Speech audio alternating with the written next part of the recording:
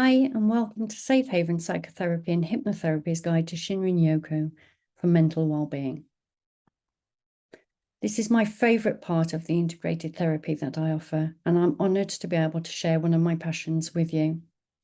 For me personally, being in and around nature has dramatically improved my well-being, and it's an integral part of my self-care practice, and I'm very excited to share this with you today. So let's take a look at what this training is all about. By the end of the video, you should know what Shinrin Yoku is, be able to use nature as therapy, know about ecotherapy and techniques and follow up on this if it interests you, understand the power of trees, and understand the benefits to your well-being and how to bring those benefits into your own office space or home. But first, a little bit about me. So my name is Sarah Conti, and I'm the founder of Safe Haven Psychotherapy and Hypnotherapy Limited. I'm an accredited member of the Complementary Medical Association, the Hypnotherapy Directory, the National Hypnotherapy and National Counselling Societies, and the British Association for Counsellors and Psychotherapists, also known as the BACP. I'm in practice in Malvern, and it will be no surprise that I chose this location because of its natural, outstanding beauty. I also offer free community walk and talk sessions in Malvern once a month, where you can come and chat for an hour and enjoy my passion of the outdoors if you wanted to.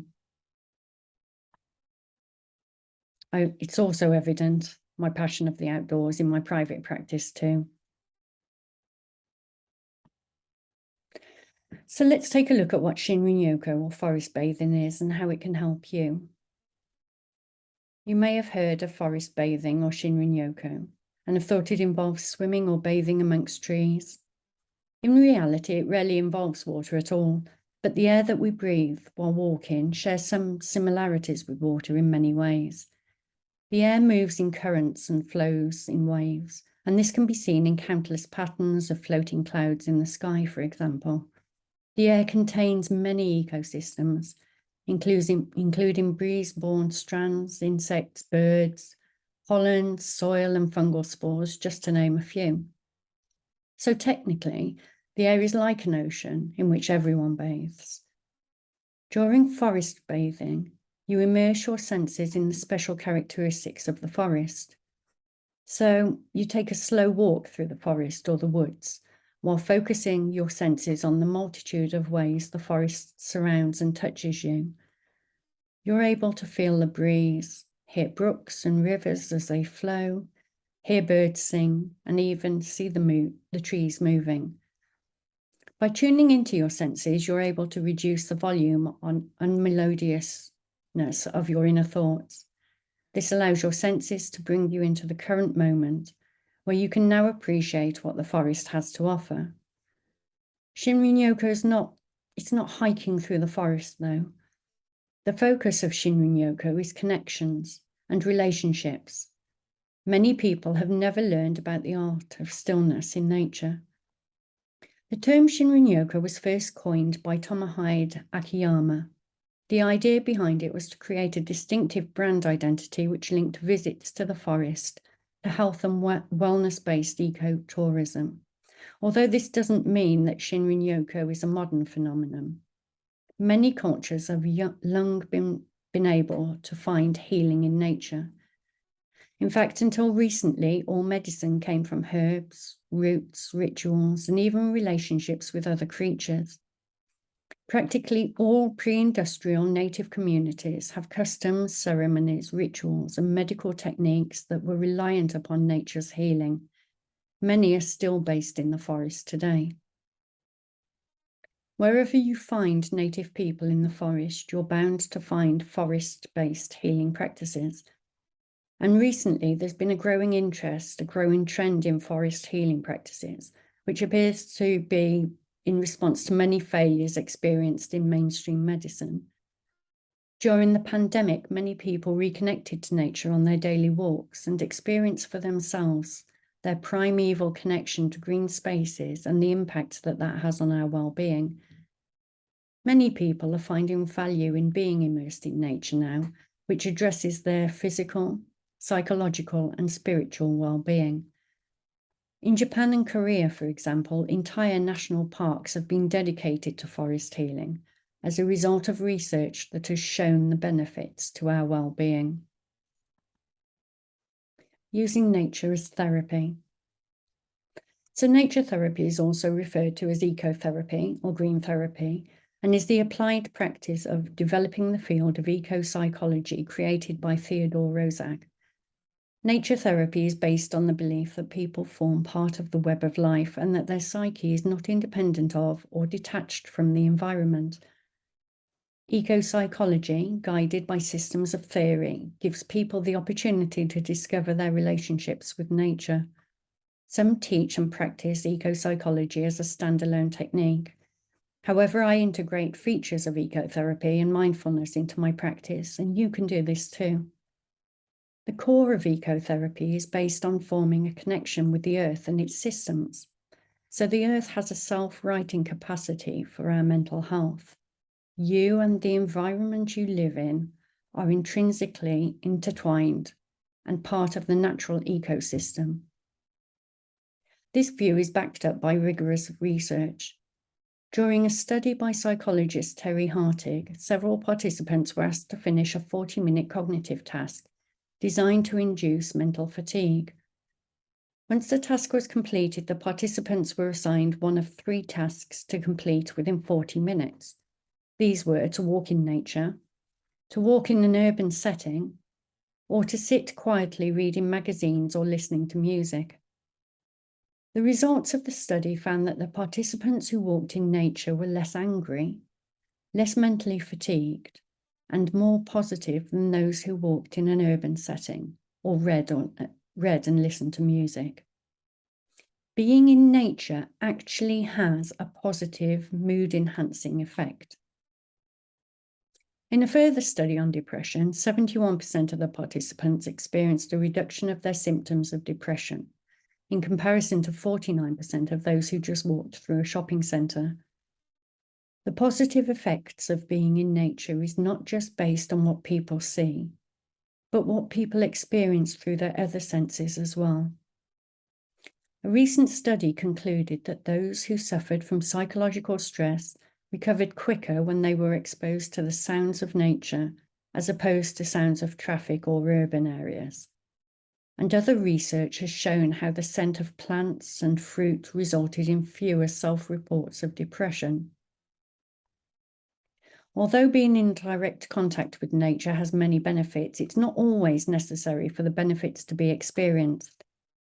Many studies have shown that just a glimpse of outdoors from a window or staring at photographs of nature can help boost mood, mental health, and overall life satisfaction. I'll repeat that because I think it's phenomenal. Just look out of the window or at photographs of nature, and taking time to notice it has mood-enhancing properties. That's amazing. Intensive care patients with views of photographs of trees and water, and office workers who had green spaces outside of their window showed lower anxiety levels, lower heart rates, and greater job satisfaction than participants who did not have these views. And following on from this research, it's been found that adding plants and flowers to a workspace can increase creativity, productivity, and flexible problem solving, while the presence of animals in research has shown to reduce agitation and aggression amongst children with ADHD or adults with Alzheimer's disease. So this leads quite nicely to the overall umbrella term of ecotherapies. Ecotherapy is an umbrella term used to describe nature-based approaches to healing. Some of these approaches need the guidance of a therapist, some can be done in groups or on a one-to-one basis, and others can be done completely alone. Here are the most common types of ecotherapy. Nature mediation therapy. This is usually done in a natural setting and can be done in groups. During the session, participants identify something in nature that attracts them. They would then spend a few minutes contemplating how this part of nature relates to them and what they can learn from it. The session ends with everyone sharing what they've learned.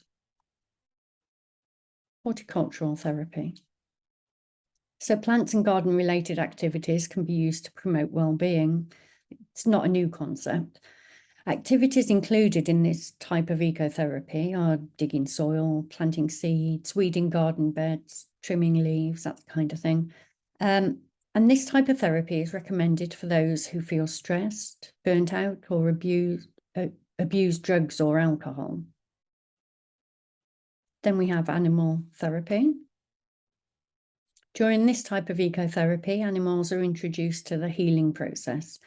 Some studies have confirmed that petting or playing with certain animals helps to reduce aggression and agitation in some individuals. Physical exercise in nature therapy. This could include walking, jogging, cycling, or practicing yoga in the park. These activities help to increase awareness of the natural world and are recommended for treating stress, anxiety, depression, and anger. They don't have to be taxing to be beneficial. Like my monthly community walks, they can be idle, wandering about and just a chat, or just something that gets you out into the nature, gets you out to experience the feeling of connecting with nature. And finally, conservation activities. Restoring and conserving the natural environment can help to create a sense of purpose and hopefulness. This activity is typically done in groups and can help to create a sense of belonging and connectedness while improving a person's mood at the same time. There are many more ecotherapies out there, so if this is the kind of thing that appeals to you, Google it, find something that works for you. Okay, so now we're going to talk about my favorite thing. Talk about the power of trees. So I'm happy to say I am a tree-hugging hippie, and I have very good reason to be, with scientific research to back me up. So obviously trees provide us with oxygen, wood, shade, fuel, food, and medicine, amongst other things. As such, it's safe to say that we cannot live without trees. There is even evidence to suggest that trees promote better thinking and well-being. Did you know that Plato and Aristotle came up with their best ideas whilst in the olive groves around Athens? And Isaac Newton famously discovered the theory of gravity while sitting under a tree? Even Buddha became enlightened while sitting beneath a Bodhi tree. So I'm in good company. But seriously, trees also provide a number of medications. So aspirin is made from the bark of the willow tree. Taxol, which is used to treat some cancers, comes from yew trees. Ginkgo biloba enhances circulation in the body. Tea tree oil helps fight skin infections. Quinine, the foundation of several anti-malarial drugs, comes from the barks of trees. And phycogenol, which protects against deep vein thrombosis, comes from the barks of pine trees. So we've got a lot to be grateful to trees for. Furthermore, trees have been the foundation for many ancient cultures and religions. There's the tree of life in the Bible.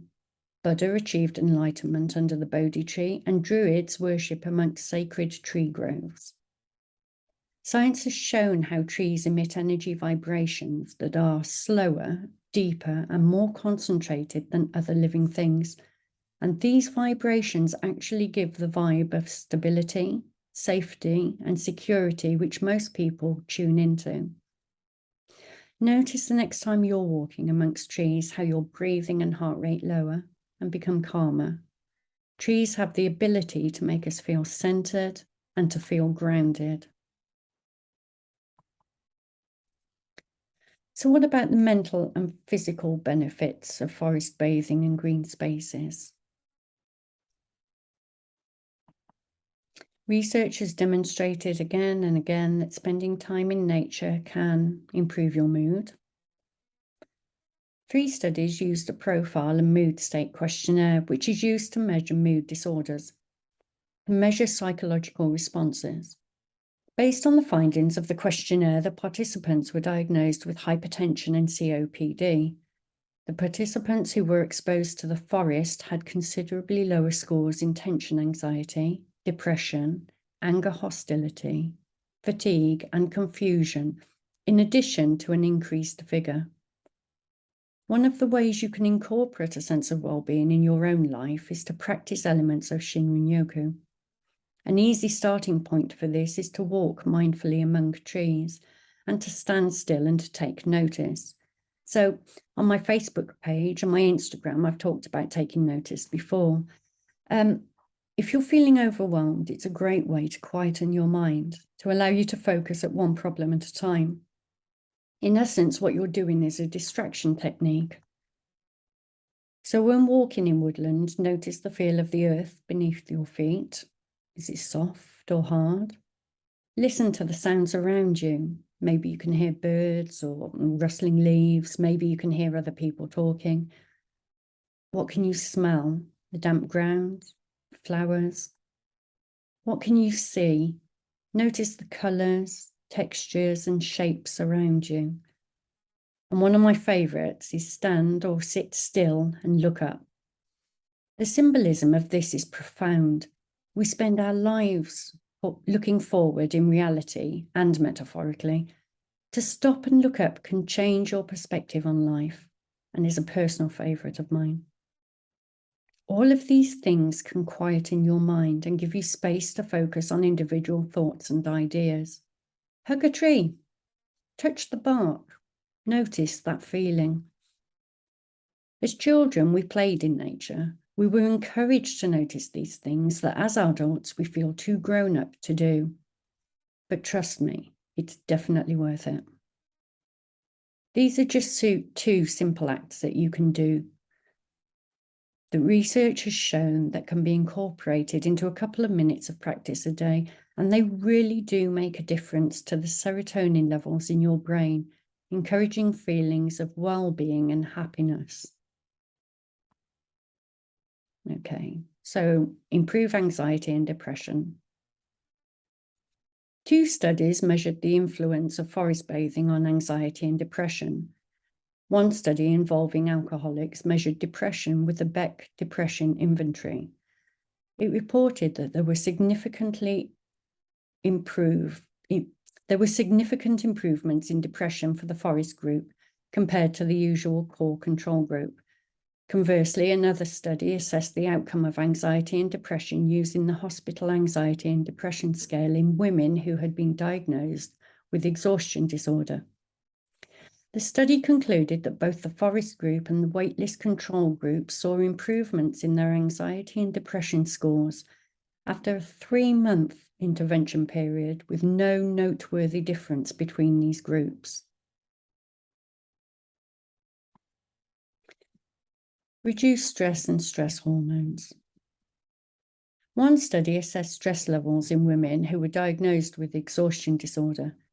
Their stress level was measured using the Perceived Stress Questionnaire. This study concluded that both the forest group and the waiting list control group experienced decreases in stress after a 3-month intervention period of Shinrin Yoku.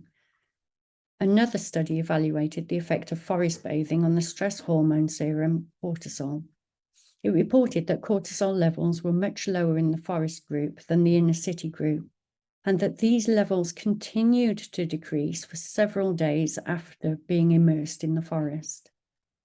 So you don't have to stay in the forest. It's not just while you're there that you get these benefits, but actually having that experience stays with you for days after, even if you're in an urban environment. Restored attentional capacity. 3 trials were designed to assess the hypothesis that exposure to restorative environments enables recovery from mental fatigue. So the participants were firstly mentally fatigued by carrying out a sustained attention test. They then viewed photographs of restorative natural environments, non-restorative environments, or geometrical patterns. Once this was done, they performed the sustained attention test once more, and it was found that only those participants who were exposed to the restorative natural environments were able to improve their performance on the final attention test. Improve affect and cognition. A study conducted to investigate the effect of forest bathing on affect and cognition. 60 participants were randomly assigned to a 50-minute walk either in a natural environment or an urban environment. A series of psychological assessments of affect and cognitive function were then completed by the participants before and after their walk. Those who took a nature walk experienced affective benefits such as decreased anxiety, rumination, and negative affect, and preservation of positive affect, and increased working memory compared to those who took a walk in urban streets. And improve physiology. Further studies that I'm not going to go into here have shown that physical effects of being amongst trees, parks, and green spaces are astronomical. Spending time forest bathing promotes lower concentrations of cortisol, that's a stress hormone, reduced pulse rates, lower blood pressure, leads to greater parasympathetic nerve activity. That's the part of your body that's involved in relaxing the body after periods of stress or danger. It also produces antibodies to boost your immune system and killer cells or K cells that protect against forms of cancer. It even aids digestion. It lowers sympathetic nerve activity, which activates your fight or flight responses during danger or stress.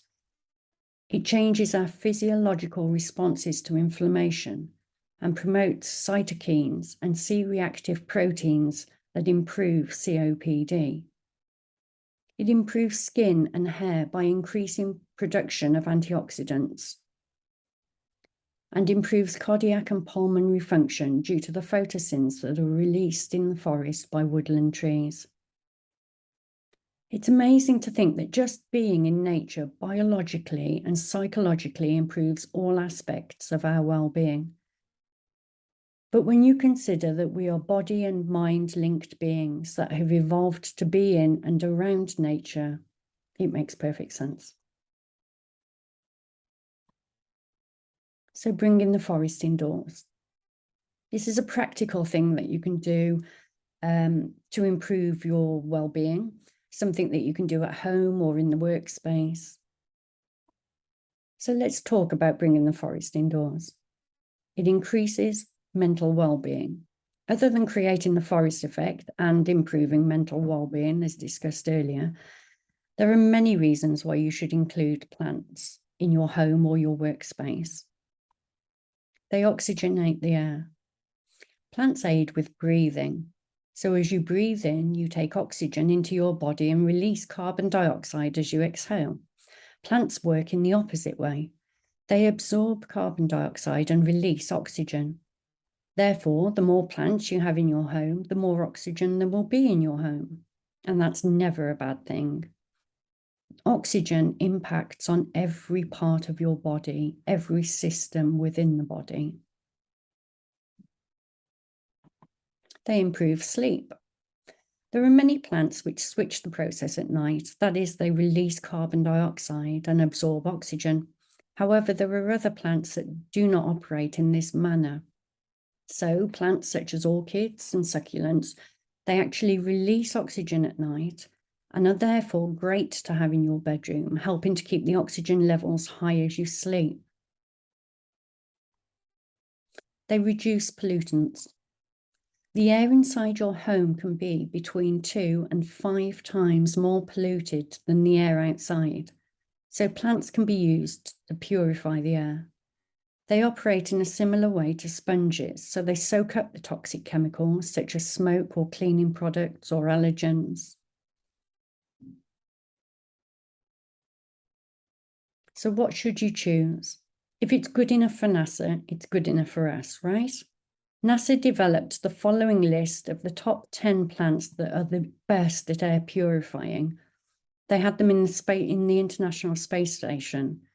And after research, these are the top 10 plants that they came up with. So first of all, we have here devil's ivy. This plant is a natural climber, so it can be grown in hanging baskets or pots over shelves, up vines, on the moss trunks that you can buy in garden centres. Any of those. Also, all of the plants on this list, the plants that I've put here are ones that are easily available. So you can go to a garden centre and buy any of these plants, but many of them are found in places like Home Bargains as well, or maybe Aldi and Lidl. They're really common house plants to get hold of. Next, we have a peace lily. Peace lilies are really, really efficient air purifiers. So it originates from the Amazon rainforest, can be a small pot-bound plant or a very large plant, obviously depending on the size of pot you keep it in. And the flower obviously is a symbol of peace. Then we have a chrysanthemum. So these can be multicolored. Chrysanthemums can have one flower, but many variants of it in one plant. They're really good at reducing the pollution in the atmosphere. And they also, and I like this, they also symbolize happiness, joy, and love. Mother-in-law's tongue. There are at least 70 variants of mother-in-law's tongue. They're commonly found in hot deserts in Ethiopia. And the plant will become darker the further away from sunlight it's grown, but it will grow in shady areas. In many African countries, the leaves are used to weave baskets and bags. And it's a great plant if you're not particularly green-fingered. It doesn't take much watering or looking after, and it's very forgiving. If you forget to water it and it dries out, it'll keep going as long as you remember to water it again. Gerbera daisies. This is a beautiful plant to keep inside. There's a wide array of colours for gerberas. They belong to the sunflower family. They're also known as the Transvaal daisy or the Barberton daisy, and they can grow up to 24 inches tall when kept indoors. Azalea. If you go for an azalea, be careful because it's mildly toxic if ingested. So don't have it around if you've got cats, dogs, or small children. It's not a great plant to keep indoors. To the point that if you have azaleas outdoors, caterpillars eat the leaves because they ingest the toxins that then protect them from predators. So it's not a great plant, like I say, if you've got kids or pets. Outdoors, an azalea can grow up to 8 feet. And my favourite, spider plants. So it gets its name from its spider-like leaves. Native to the American tropics, can grow 12 to 24 inches in pots or baskets, and just 15, I say just, but 15 spider plants can purify the air of the average size house. It's also pretty indestructible and ideal as a first house plant if you're just getting into this. Plus, once you have one, it's only a matter of time before it starts to produce baby spider plants, and you can root these on. So you just take the baby plants off, put them in a glass of water, wait for the roots to grow a bit, and then pot them up and grow them on. So a bargain, one plant, and you can fill your house with spider plants. And they're not fussy about the light. They're not fussy about how much water they have, unless you drown them. Don't drown a spider plant. But they're really good for if you forget to water, which is probably the most common thing people do, I think. Okay, and finally, the last 3 on NASA's list: Chinese money plants, Dracaena or dragon's plant, and ferns can increase the humidity and the air quality in your home and aid your overall well-being. As mentioned before, all of these plants, or any combination of them, in your home will increase the air quality, as well as improving creativity, focus, serotonin levels, antibodies, and again, your overall well-being. So really, why wouldn't you? But don't panic if you don't have a green finger in your body. I get that gardening, indoors or out, it's not everyone's cup of tea, but you can still reap the benefits. And this is the amazing thing about Shinrin Yoku.